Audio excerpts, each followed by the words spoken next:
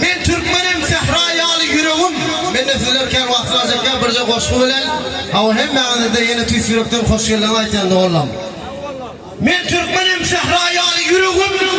Yer şanına para katlık yüreğim. Kurt delete tilkilerde kapıyma. Aşk vermen bu kurttur çöreğim. Men arkamda geçmiş yatır, dert yatır. Men arkamda geçmiş yatır, dert yatır. Hasret yatır, tağlam düşen yurt yatır. Gövretinde kavurulan çağelen, kara güne kalkmaz olan mert yatır.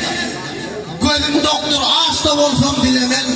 Kanaattan doğrulup yoğu gelemem. Fasoğumda melen anım var olsa yedi değerle ulu ile ülemem.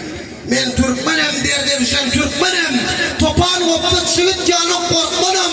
Arslan melen çekeleşen böğürmen. Şakalların ulu işinden ürkmenim. Yatabilmen asmanıma çatsalar. Hıvırt kalem kalbin oku ditteler. Tepesinden bir vut kemini inermen. Toprağımın kaymağını bozsalar. Arnamız korak gelen gayratım. Yiğitlere yoldaş olan gayratım. Bilemde farklıranlar düşmanları şöhretim değerli hürmetine dostlar. Bölümü de